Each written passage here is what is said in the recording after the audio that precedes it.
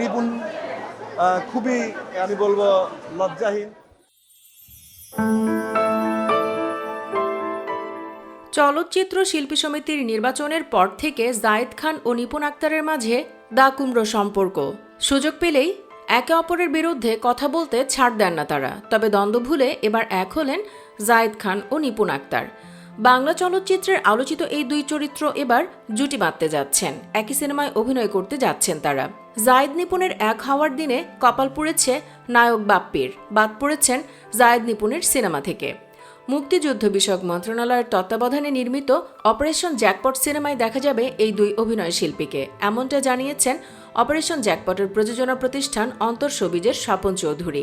তিনি জানান, এই সিনেমায় একজন শিক্ষিকার ভূমিকায় দেখা যাবে নিপুণ আক্তারকে। তবে জায়েদ খান কোন চরিত্রে অভিনয় করবেন তা জানাননি স্বপন। তার চরিত্রটি চমক হিসেবেই রাখতে চান তারা। যখন জানা গেল অপারেশন জ্যাকপটে জায়েদ নিপুণের অন্তর্ভুক্তির খবর, অন্যদিকে এলো সিনেমা থেকে বাপ্পি চৌধুরীর সরে দাঁড়ানোর খবর। গুঞ্জন ছড়ালো নিয়মভঙ্গের কারণে সিনেমা থেকে বাদ দেওয়া হয়েছে বাপ্পিকে। বাংলাদেশের মহান মুক্তিযুদ্ধের সময় নৌ সেক্টরে পরিচালিত সফলতম গেরিলা অপারেশনের কাহিনী নিয়ে তৈরি হচ্ছে অপারেশন জ্যাকপট। অপারেশন জ্যাকপট নামের অভিযানে চট্টগ্রাম ও মোংলার সমুদ্র বন্দর, চাঁদপুর ও নারায়ণগঞ্জে একযোগে গেরিলা অপারেশন চালানো হয়েছিল। সিনেমাটি যৌথভাবে পরিচালনা করবেন বাংলাদেশের দেলোয়ার জাহান ঝন্টু ও ভারতের রাজীব বিশ্বাস। সুপ্রিয় দর্শক, এই সিনেমা দিয়ে কি দীর্ঘদিনের দ্বন্দ্ব ভুলে ব্যক্তিগত জীবনেও এক হতে পারবেন জায়েদ ও নিপুণ? কমেন্টে জানিয়ে দিন তাদের নিয়ে আপনাদের মন্তব্য।